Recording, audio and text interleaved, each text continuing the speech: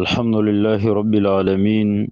والصلاة والسلام على رسوله الكريم أما بعد صحیح نماز نبوي صلی الله علیه وسلم طریقه د صحیح حدیث پرانا کې مونږ بیانوله دینه مخکې مونږه د قرات متعلق خبره غ بیان کړه نو د قرات نه پسو چونکی بیا به انسان رکوع تخکته کیږي نو په مانځه کې د رکوع متعلق چې کومې اهمې خبرې دي هغه بیانو د هر نارینه زنانه د لپاره اوریدلو ضروری دي ځکه رکوع چې کوم ده د مانځه حصہ ده او رکوع په مانځه کې دا فرض دي نو د ټولو نه ولنۍ خبره خدا ده چې کله سړی رکوع تخکته کیږي نو دی به الله اکبر وایي د قرنګ د مانځو په ټولو انتقالاتو کې یعنی که سړی ښکته کیږي او که بره کیږي نو دی به تکبیر وی الله اکبر ما سوا د قومینا چې په هغې کې بیا سمع الله لمن حمده ورسره ده دی باندې دلیل د حدیث دی عبدالله ابن مسعود رضی الله تعالی عنه چې فرمایي چې رأیت رسول الله صلی الله علیه وسلم يكبر في كل خفض ورفع وقيام وقعود ما نبی صلی الله علیه وسلم لیدلې دی چې په مونږ کې چې به کله ښکته کېدلو یا به پورته کېدلو یا به ودرېدلو یا به کېناستلو نو الله اکبر به پکې ویل دا د مسند احمد حدیث دی حدیث نمبر دی 3972 په سنن نسائی کې دی حدیث نمبر دی 1143 ترمذی کې دی حدیث نمبر دی 253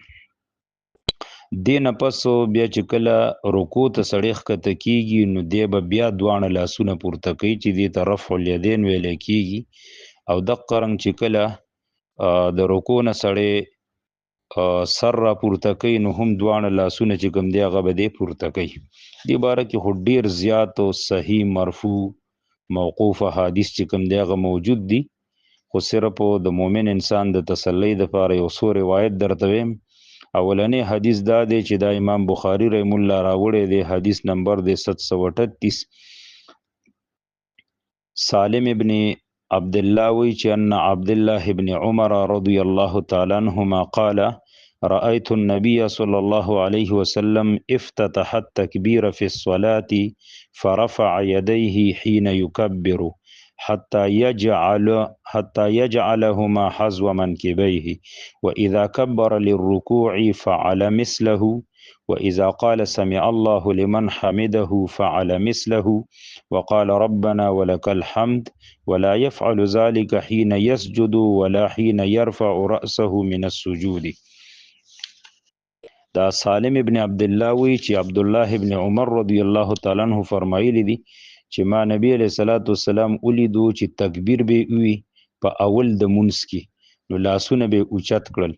کله چې به تکبیر ویلو تر دې چې د اوګو سره به خپل لاسونه برابر کړو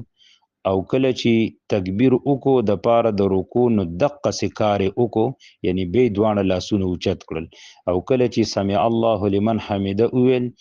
نو دقه شان کار وکړو یعنی به دوانه لاسونه اوچت کړل او دا غې نه پسې بیا ویل ربنا ولک الحمد او هغې نه پسې بیا اونکړه دوانه او کله چې سجده کوله نو د سجدې په وخت کې نبی علیہ الصلوۃ والسلام دوانه لاسونه نه دی اوچت کړي او کله چې د سجدې نه سر را پورته کو نو بیا هم دوانه لاسونه نه دی اوچت کړي د قرنګ یو بل حدیث دی چې دا بخاری کې دی 739 نمبر حدیث دی نافع د عبد الله ابن عمر رضی الله تعالی عنہ عمل نقل کوي چې کان اذا دخل في الصلاه كبر ورفع يدي واذا ركع رفع يدي واذا قال سمع الله لمن حمده رفع يدي واذا قام من الركعتين رفع يدي ورفع ذلك ابن عمر الى نبي الله صلى الله عليه وسلم و عبد الله ابن عمر په خپلم په دغه طریقه باندې مونږ کو چې په مانځه کې به په اول کې څنګه رفع الیدین کول نو د قشن چې رکوع ته به مونږ کې ښکته کېده نو دوانه لاسونه به اوچت کړل او چې د قرنګ سمع الله لمن حمده ته به راپورته کېده نو دواړه لاسونه به اوچت کړل او هغه مونږ چې په هغې کې به د 2 رکعاتو نه 3 رکعات ته راپورته کېده نو دواړه لاسونه به اوچت کړل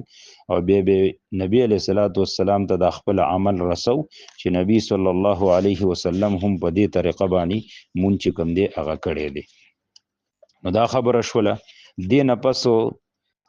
بله دا ده چې کله سړی په مونځ کې رکوع کوي نو په رکوع کې به انتهایی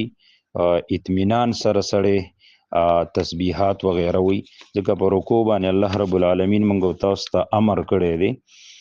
سورة الحج کې الله فرمای 77 نمبر آیت دی، یا ایها الذین آمنوا ارکعوا واسجدوا، اے ایمان والو رکوع کوئ او سجدې کوئ. سورة البقره کې وی 43 نمبر آیت کې ورکعوا مع الراکعين، رکوع کوئ سره د رکوع کوونکو نه.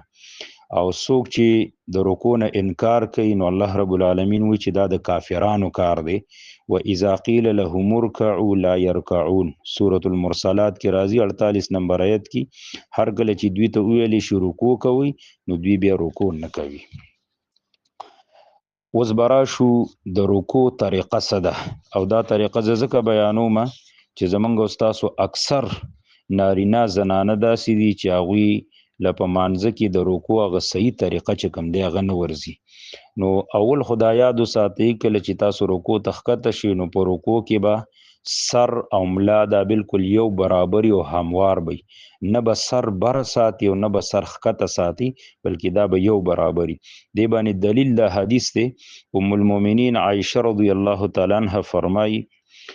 د نبی علیه الصلاۃ والسلام بارکی چې وکانه اذا رکع لم يشخص رأسه ولم يصوبه ولكن بين ذلك. و نبی علیه الصلاۃ والسلام چې به کله رکوع کول نو نه به سر مبارک ښکته کولو او نه به پورته کولو، بالکل برابر به د ملا سره، یعنی ملا به بالکل سیده و او سر به د ملا سره بالکل برابر، نه به د الله د نبی سر مبارک ښکته او نه به برو. دینه پسو کله چې بیت لاسونه په خپل زنګنانو باندې دینو د لاسونه بور باندې بالکل داسې کلک دی، د زنګنان به په کلک رانیسي. دی باندې دلیل د حدیث دی د ابو حمید ساعدی رضی الله تعالی عنہ چې دا بخاری راوړی دی،